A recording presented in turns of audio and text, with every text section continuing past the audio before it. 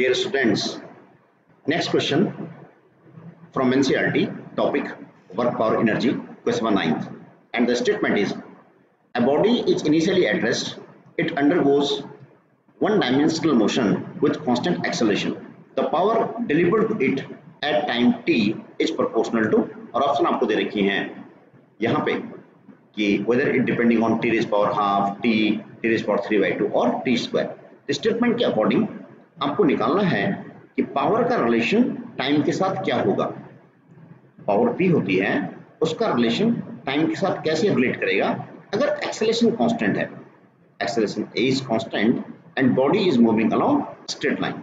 अब यहाँ पे कोई बॉडी स्ट्रेट लाइन मोशन में है तो इसमें जो इंस्टेंटेनियस पावर होती है, power is equal to force into velocity. अब इस कंडीशन में आपको टाइम को यूज करना है कि जो पावर है वो टाइम के साथ कैसे रिलेट होगा। तो सिंपली हम इसको सिंपलीफाई करते हैं तो फोर्स होता है हमारा mass into acceleration into velocity v is here. अब यहाँ पे हमें टाइम को रिलेट करना है तो हम अच्छी तरह जानते हैं जो वेलोसिटी v होता है स्ट्रेट लाइन मोशन के लिए v is equal to u plus at। Statement में आपको गिवन है बॉडी स्टार्टिंग फ्रॉम रेस्ट, दे रखा आपको statement initially at rest. Initially at rest का मतलब क्या हो गया, इनिशियल वेलोसिटी की 0 हो जाएगी, means v is equal to 0 plus at। In this way v is equal to 80। तो v इज इक्वल टू 80 जो आंसर आया है आप यहाँ रख दीजिए, ये हो जाएगा ma v is equal to 80। In this way आप देखेंगे p इज इक्वल टू कितना हो जाएगा, ma स्क्वायर इनटू t। अब स्टेटमेंट में आपको दे रखा है कि अंडर कांस्टेंट एक्सेलरेशन, यानी एक्सेलरेशन भी क्या है, सिस्टम का कांस्टेंट है।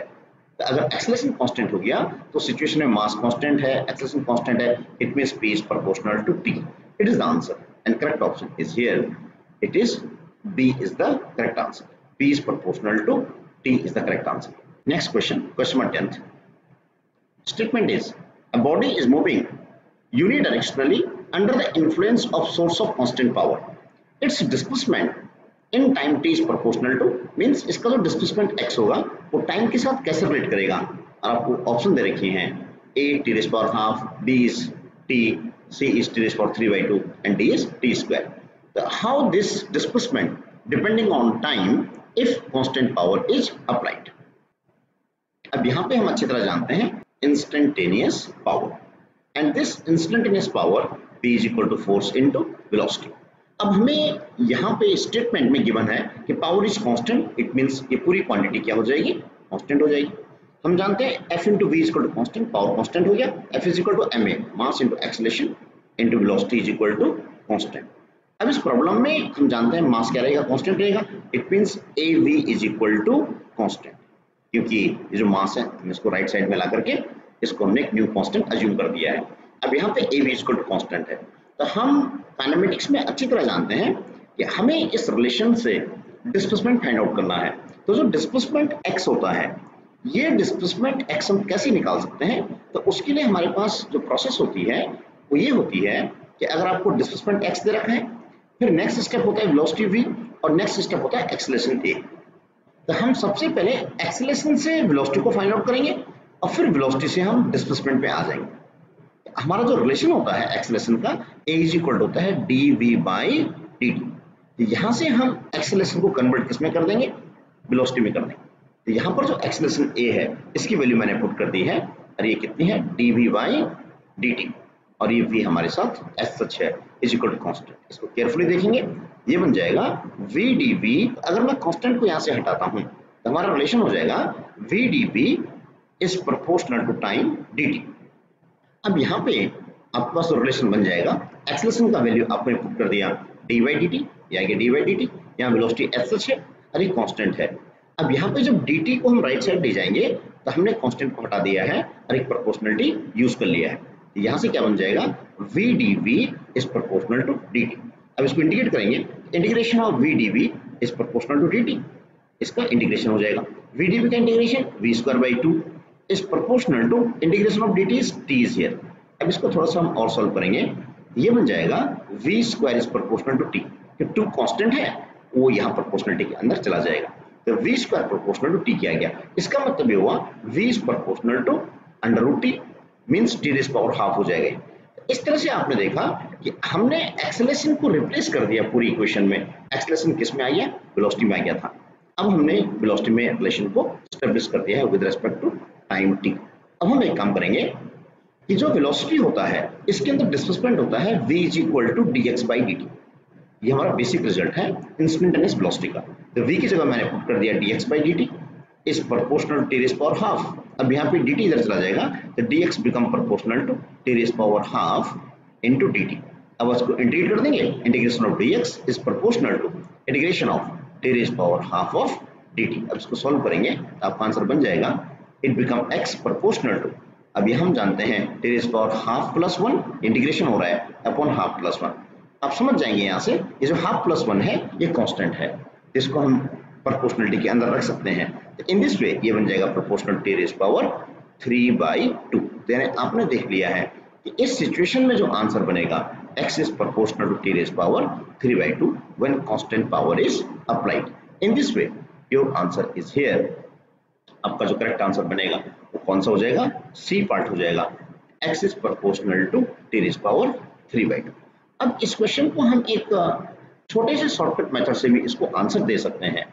तो शॉर्टकट मेथड हमारा ये है कि अगर हमें स्टेटमेंट में पावर p कांस्टेंट दे रखी है, अब पावर p जो होता है that you know very well ये होता है वर्क डन अपॉन टाइम, ये क्या हो जाएगा कांस्टेंट हो जाएगा। अब हम एक बार वर्क और टाइम की डायमेंशंस को लेकर के पावर की डायमेंशंस को फाइंड आउट कर लेते हैं। तो वर्क की डायमेंशंस होते हैं ml2t-2, टाइम की डायमेंशंस t हो गई है, सॉल्व करिए कितना आ जाएगा ml2t-3, और ये क्या दे रखा है आपको कांस्टेंट दे रखा है। ये मास b क्या है कांस्टेंट होगा तो ये यहाँ चला जाएगा, तो कांस्टेंट में इसको हम कंसीडर कर सकते हैं। तो आपके पास जो रिलेशन बनेगा वो बनेगा L2t-3 is equal to constant. अब जो t3 इसको राइट साइड ले आएंगे आपका बन जाएगा रिजल्ट ये L square is proportional to t power 3। In this way जो L है, अब जो यहाँ पे L है वो डिस्प्लेसमेंट को शो कर रहा है, तो x square proportional to t power 3 and therefore x is proportional to t power 3/2। तो यहाँ से भी हमने आंसर को फाइंड आउट कर लिया है। लेकिन इस मेथड का एक बहुत बड़ा ड्रॉबैक है, वो ड्रॉबैक ये है कि ये प्रोसेस सिर्फ इसी क्वेश्चन के लिए एप्लीकेबल होगा। कोई नेक्स्ट क्वेश्चन हमारे पास आता है तो वो इस प्रोसेस से सॉल्व नहीं हो पाएगा। आपको उसको जो मेन मेथड हमने यहाँ डिस्कस किया है यहाँ से प्रोसेस में ला करके उस क्वेश्चन को आंसर देना पड़ेगा। Next question, question number 11th, topic work power energy, NCERT। The statement is given to you, a body constrained to move along the z-axis of a coordinate system is subject to a force F given by minus I cap plus 2j cap plus 3k cap Newton, where ij are the unit vectors along x, y and z axis of the system respectively. What is the work done by this force in moving a body distance of 4 meter along z axis? अब इस statement में आपको जो simplest तरीके से दे रखा है कि हमारे पास कोई कोऑर्डिनेट सिस्टम है, तो उस कोऑर्डिनेट सिस्टम में जो xyz हमारे पास है, let this be x, let this be y, this one will be z। अब जो xyz आपको दे रखा है तो x एक्सिस का मतलब होता है i कैप, y एक्सिस का मतलब होता है j कैप और z एक्सिस का मतलब क्या होता है k कैप होता है। ये हमने यूनिट वेक्टर्स में रिप्रेजेंट कर दिया है। स्टेटमेंट में आपको दे रखा है कोई फोर्स हमने एक्ट किया है, उसका वेक्टर फॉर्म आपको दे रखा है minus i cap plus 2j cap plus 3k cap, यानी इतने न्यूटन का फोर्स यहाँ सिस्टम पे हमने लगा दिया है। कोई पार्टिकल है, कोई बॉडी है, उस पे हमने इतने न्यूटन का फोर्स अप्लाई कर दिया है। अब इतने न्यूटन के फोर्स लगाने से बॉडी में जो डिस्प्लेसमेंट हुआ है स्टेटमेंट के अकॉर्डिंग, वो डिस्प्लेसमेंट जेड एक्सिस में हुआ है। अब वो जेड एक्सिस में जो डिस्प्लेसमेंट हुआ है दे रखा आपको 4 metre along z axis, means ये 4 मीटर जेड एक्सिस में डिस्प्लेसमेंट हुआ है। इसका मतलब ये हुआ कि जो डिस्प्लेसमेंट है बॉडी का एस वेक्टर, उसको हम लिख सकते हैं 4k कैप, इतने मीटर हुआ है ये किस डायरेक्शन में, जेड एक्सिस में। k कैप का मतलब क्या है, जेड एक्सिस है। तो अब आपको वर्क डन निकालना है, तो work done is equal to होता है F vector dot S vector, it is the dot product of force and displacement. अब वैल्यू पुट कर दीजिए, F वेक्टर कितना है minus i cap plus 2j cap plus 3k cap dot and displacement is 4k cap. अब यहाँ पर आप समझ सकते हैं कि जो k डॉट k होता है ये 1 होता है और बाकी I डॉट की 0 हो जाएगा, J डॉट की 0 हो जाएगा, and your answer will be 4 3 जा 12. 12 joule is the correct answer. The next question is question number 12. It is given to you. An electron and a proton are detected in a cosmic ray experiment. The first with kinetic energy of 10 kilo electron volt and other second one with 100 kilo electron volt. Which is faster, the electron or the proton? अरे data आपको दे रखा है कि मास of electron given है, mass of proton given है, and 1 electron volt is equal to ये values आपको गिवन है। अब इस क्वेश्चन को आंसर देने के लिए सिंपलेस्ट क्वेश्चन आपका है ये कि जो काइनेटिक एनर्जी होती है सिस्टम की किसी भी पार्टिकल की वो होती है kinetic energy equal to half mv²। अब यहाँ पर आपने ध्यान रखना है कि जो काइनेटिक एनर्जी आपको दे रखी है वो किलो इलेक्ट्रॉन वोल्ट में है। अब यहाँ इस स्टेटमेंट में आपको पहले इलेक्ट्रॉन दे रखा है, इसका मतलब इलेक्ट्रॉन की जो एनर्जी है the first with kinetic energy 10 kilo electron volt, यानी जो 10 किलो इलेक्ट्रॉन वोल्ट है ये काइनेटिक एनर्जी इलेक्ट्रॉन की है। तो फॉर इलेक्ट्रॉन आपको एनर्जी दे रखी है kinetic energy E for the electron and it is given to you 10 kilo electron volt, kilo means 10⁻³ and at the same time आपको दे रखा है कि for proton उसकी काइनेटिक एनर्जी आपको दे रखी है energy of proton and it is given to you 100 kilo electron volt. तो अब आप यहाँ से वेलोसिटी को कैलकुलेट कर सकते हैं क्योंकि फॉर्मूला आपका होता है kinetic energy equal to half mv²। इसका मतलब kinetic energy of electron upon kinetic energy of proton, और ये बन जाएगा half of mass of electron into velocity of electron का square upon half of mass of proton into velocity of proton का square. अब हम जब वैल्यू पुट करेंगे यहाँ पे तो आपको इंफॉर्मेशन मिल जाएगी यहाँ से कि जो एनर्जी ऑफ इलेक्ट्रॉन है वो कितना 10 किलो इलेक्ट्रॉन वोल्ट है, 10 kilo electron volt upon proton की जो एनर्जी आपको दे रखी है ये दे रखी है आपको 100 किलो इलेक्ट्रॉन वोल्ट। अब इसको सॉल्व करके आ जाएगा ये mass of electron it is given to you, mass of electron आपको दे रखा है यहाँ पे 9.11 × 10⁻³ kg it is here and velocity of electron ये आपने कैलकुलेट करनी है, इसका स्क्वायर आ जाएगा अपॉन मास ऑफ प्रोटॉन, यहाँ पे हाफ से आप कैंसिल आउट हो गया, मास ऑफ प्रोटॉन आपको दे रखा है 1.67 × 10⁻27 और यहाँ पर आ जाएगा वेलोसिटी ऑफ प्रोटॉन का स्क्वायर।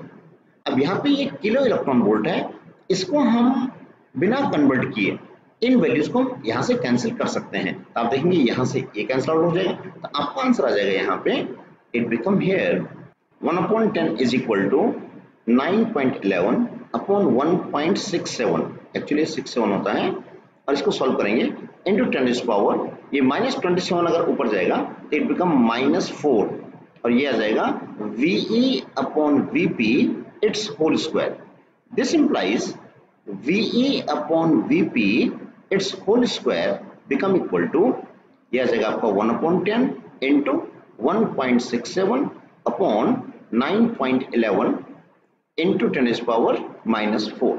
अब यहाँ पे VE by VP become here under the root of 1/10 1.67 upon 9.11। अब ये 10⁻⁴ हम ऊपर लिख सकते हैं और इसको अगर हम सॉल्व करते हैं it comes out to be 13.54। It is the ratio of velocity of electron to that of the proton. It means किसका वेलोसिटी ज्यादा आ जाएगा, इलेक्ट्रॉन का वेलोसिटी ज्यादा आ जाएगा, यानी velocity of electron become 13.54 times of the velocity of proton is the comparison between the velocity of electron and proton. Next question, question number 13, NCERT topic work power energy. It is given to you a raindrop of radius 2 mm falls from a height of 500 meter above the ground.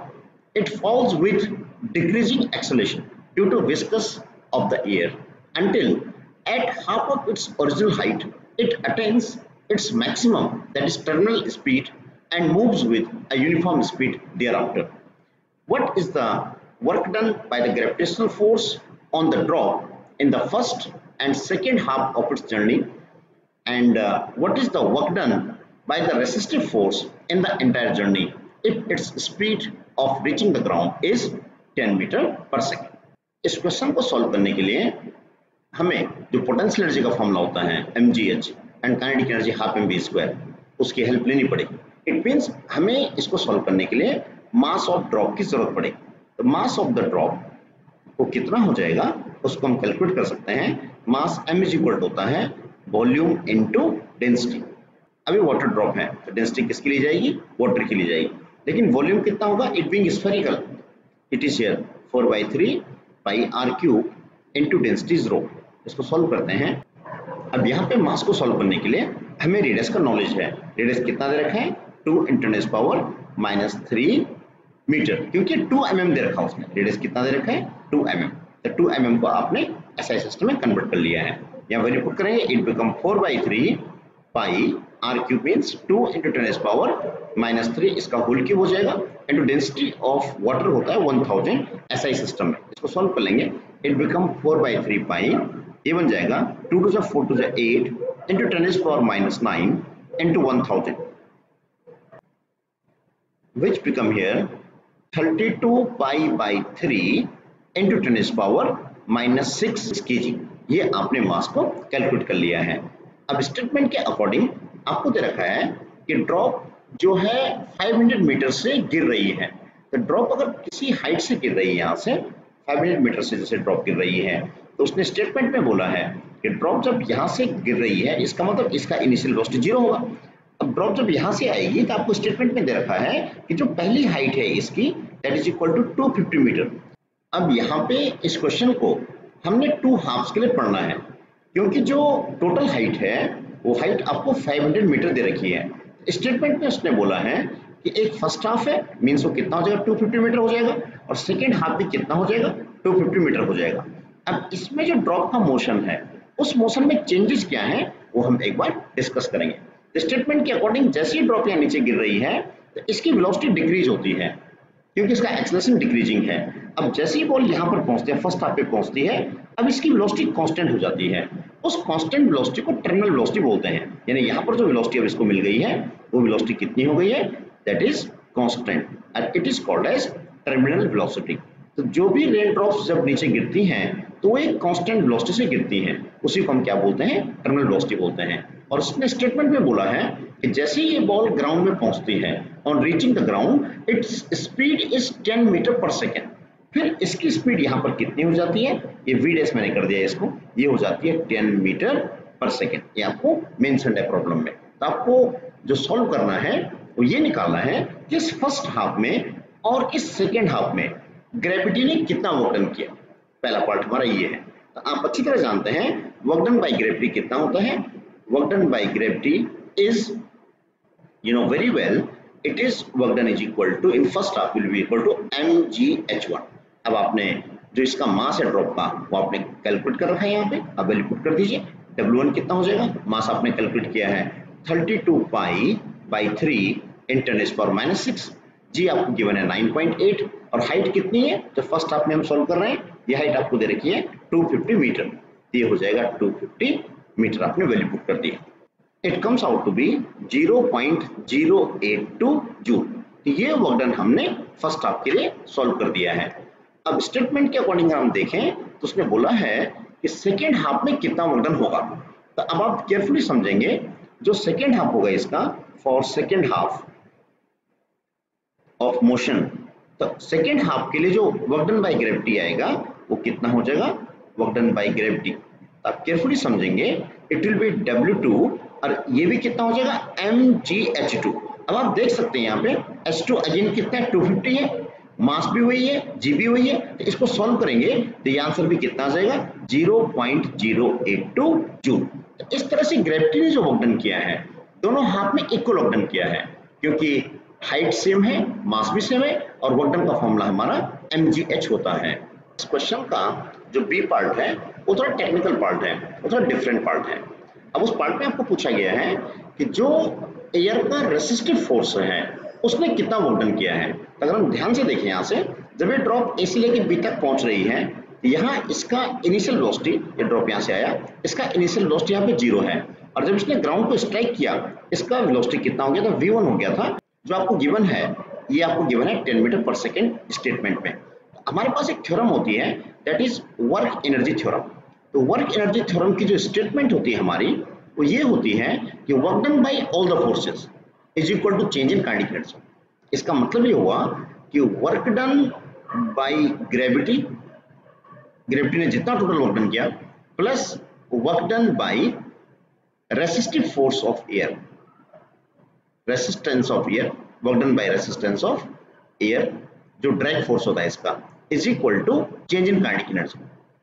अब आप देख सकते हैं यहाँ पे work done by gravity first half के लिए ये W1 है, plus work done by gravity for second half पे W2 हो जाएगा। यहाँ पे ये total work done by gravity है W1 plus W2, plus work done by resistance force, let it be it the work done by resistive forces here.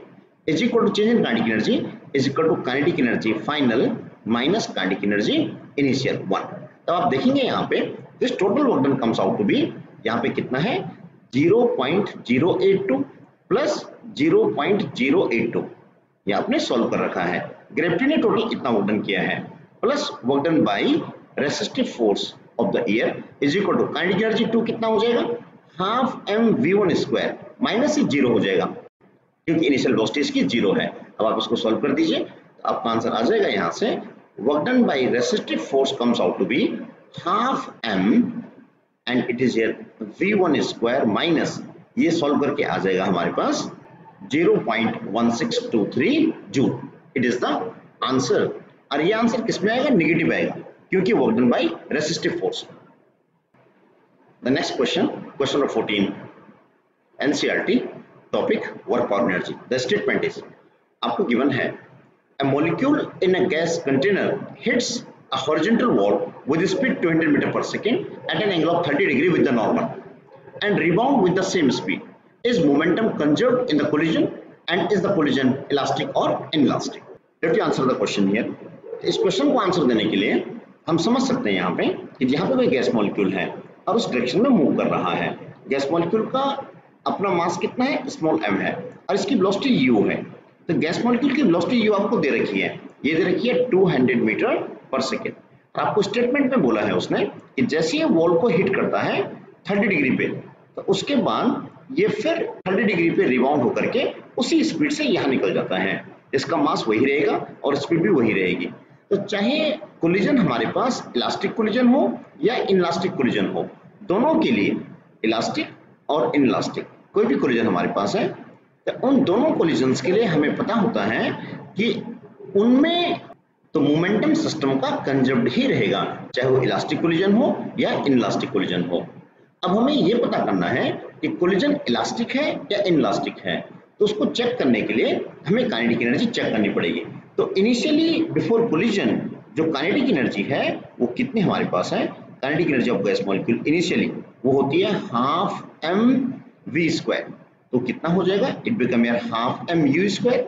इसको solve करेंगे, half m ये मास ऑफ गैस मॉलिक्यूल है, u square कितना है 200 का square. इसको solve करेंगे, ये आ जाएगा half of m, it become 4 into 10⁴ हो जाएगा। इस सॉल्व करेंगे इसको, तो ये आ जाएगा, जब हम इसको सॉल्व करेंगे ये बन जाएगा 2m इंटू 10⁴ जूल, जहाँ पे m क्या है, मास ऑफ गैस मॉलिक्यूल है। अगर हम फाइनल काइनेटिक एनर्जी की बात करते हैं तो फाइनली जो काइनेटिक एनर्जी होगी वो कितनी हो जाएगी, वो भी हमारे पास होगी हाफ mu स्क्वायर, क्योंकि आपको दे रखा है कि इसकी स्पीड वही रहती है जो स्पीड इसकी स्टार्टिंग में थी, बिफोर कोलिजन थी।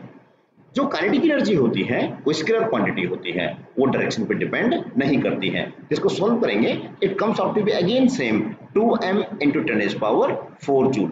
यहाँ पे जो वॉल है ये वॉल रेस्ट पे है, तो इसमें काइनेटिक एनर्जी का ट्रांसफॉर्मेशन नहीं होगा और इसकी काइनेटिक एनर्जी दोनों केसेस में बिफोर भी और आफ्टर भी क्या रहेगी, 0 रहेगी।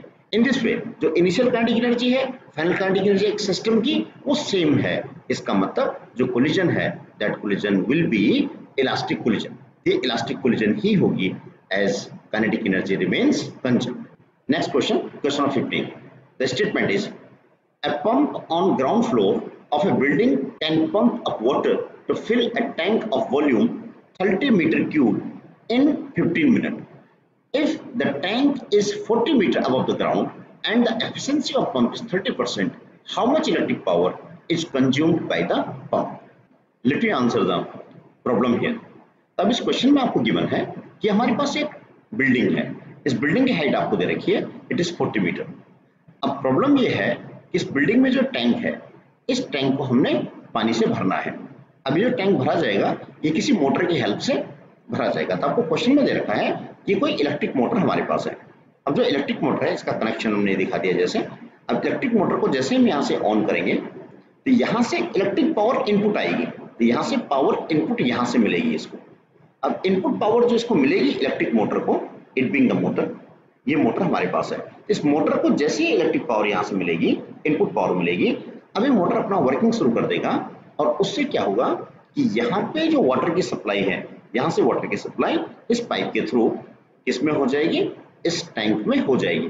अब इस टैंक का वॉल्यूम आपको गिवन है, वाटर टैंक का इसका वॉल्यूम आपको गिवन है 30 मीटर क्यूब, और इस टैंक को फिल करने में जो टाइम लगता है वो टाइम आपको दे रखा है, it is given to you 15 minute. तो 15 मिनट का मतलब हो जाएगा, इसको सॉल्व करेंगे 15 into 60 second, that comes out to be 900 second इसको टाइम लगता है टैंक को भरने में।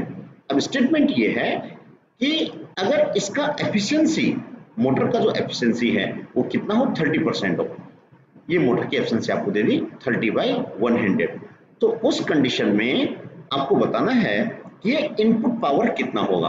पावर इनपुट हम जो सप्लाई कर रहे हैं, इलेक्ट्रिक पावर सप्लाई कर रहे हैं, वो आपको सॉल्व करना है। तो एक्चुअल में जो एफिशिएंसी का फॉर्मूला होता है, efficiency eta is equal to, efficiency होता है P out upon P in. अब इस स्टेटमेंट में हम ध्यान दें, हमें पी इन को कैलकुलेट करना है, इनपुट पावर हम कितनी सप्लाई करेंगे। यहाँ क्या हो जाएगा, पी आउट अपॉन ईटा हो जाएगा। ये जो पी आउट होगा वो ये पावर है जो इसको ग्रेविटी के अगेंस्ट टैंक को फिल कर रहा है वाटर से, यहाँ पी आउट ही आ जाएगा।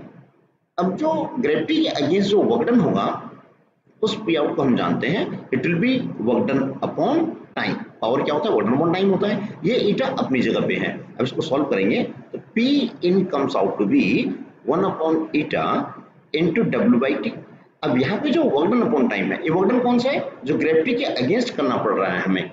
अब जो वर्क डन होता है that you know very well, ये होता है mgh अपॉन टाइम t।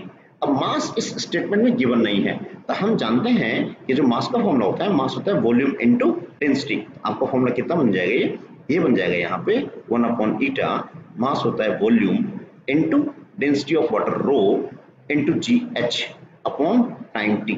अब हम ये वैल्यू पुट करेंगे तो p इनपुट आ जाएगा सॉल्व करके 1 अपॉन ईटा, ईटा कितना है 30%, 30% का मतलब होता है 30/100 इनटू वॉल्यूम, वॉल्यूम कितना है 30 मीटर क्यूब दे रखा है। Density of water SI system में कितनी होती है, 1000 होती है। जी की वैल्यू आपको कितने दे रखी है, 9.8, और हाइट ऑफ टावर कितने दे रखी है 40, और टाइम कितना लगता है इसको, it is given to you 900। अब इसको हम इजिली यहाँ पे सॉल्व कर सकते हैं। It comes out to be 43.5 into 1000 watt. इसको सॉल्व करके लिख लेंगे आप, 43.5 kilowatt is the input power. It is the answer. The next question, question number 16. It is given to you. Two identical ball bearings in contact with each other and resting on a frictionless table are hit head-on by another ball bearing of same mass moving initially with a velocity v. If the collision is elastic, which of the following figure is possible result after the collision? और आपको ये diagram दे रखा है। अब इस question को अगर हम आंसर देते हैं तो हम इलास्टिक कोलिजन की कंडीशन को जानते हैं। आपको स्टेटमेंट में दे रखा है कोलिजन इज इलास्टिक। यहाँ पे इलास्टिक कोलिजन होने की वजह से हमारे पास एक कंडीशन होती है कि अगर 2 बॉल्स हैं और दोनों का मास इक्वल है, और ये 2 बॉल अगर स्ट्राइक करती हैं, एक बॉल मोशन में है एक रेस्ट पे है, ये मैंने दिखा दिया यहाँ पे, ये सेकेंड बॉल है रेस्ट पे और पहली बॉल किसमें है, मोशन में है, इसका वेलोसिटी u है। अगर ये इसको कोलाइड करती है तो कोलिजन के बाद हम ये ऑब्जर्व करते हैं कि velocities get interchanged. Velocity interchange तभी होती हैं जब उनके मासेस इक्वल हों। तो आप देखेंगे कि जो रेड कलर की बॉल है ये पहले मोशन में थी विद वेलोसिटी u से, तो स्ट्राइक करने के बाद ये रेस्ट पे आ जाएगी, और जो दूसरी बॉल है ये मोशन में आ जाएगी। अब दूसरी बॉल जो हमारे पास रेस्ट पे थी, अब उसको u वेलोसिटी मिल जाएगा, यानी वेलोसिटीज गेट इंटरचेंज। यही सिचुएशन हमें इस क्वेश्चन को सॉल्व करने में लगानी पड़ेगी। तो आप देख सकते हैं यहाँ से जो फर्स्ट बॉल है इसका वेलोसिटी v है, अब सेकेंड और थर्ड बॉल यहाँ पे रेस्टिंग है, ये दोनों रेस्ट पे हैं। अब होगा क्या कि जो फर्स्ट बॉल है वो फर्स्ट बॉल, ये बॉल 1 नंबर हमें दे रखा है, ये बॉल 2 है इस स्टेटमेंट में, ये बॉल 3 यहाँ पर इस स्टेटमेंट में दे रखी है। अब जैसे इसको हिट करेगा तो सिचुएशन क्या बनेगी कि यहाँ पे जो बॉल 1 है ये अपनी वेलोसिटी v इस बॉल 2 को दे देगा, तो बॉल 2 किस में आ जाएगी, इंस्टेंटली बॉल 2 किस में आ जाएगी, मोशन में आ जाएगी, क्योंकि दोनों के मास बराबर हैं। बॉल 3 अभी मैंने यहीं पे बना रखी है, तो ये at the instant of collision के है। लेकिन ये बॉल 2 जैसी आगे जाएगी उसका रिजल्ट क्या मिलेगा हमें, बॉल 1 तो रेस्ट पे आ चुकी है, ये बॉल 2 जैसे ही 3 को स्ट्राइक करेगी तो अब ये बॉल 2 रेस्ट पे आ जाएगी, क्योंकि 3 किस पे थी, यहाँ पे रेस्ट पे थी। अब बॉल 2 रेस्ट पे आ जाएगी और बॉल 2 की जो वेलोसिटी है वो थर्ड को मिल जाएगी and third ball velocity v से आगे निकल जाएगी। यानी फिर 1 2 जो बॉल्स हैं ये रेस्ट पे आ जाएंगे और थर्ड बॉल मोशन में आ जाएगी as their masses are equal. In this way जो आपका ऑप्शन बनेगा वो ये सेकंड केस बनेगा। Second option is the correct answer. ये इस क्वेश्चन का सॉल्यूशन।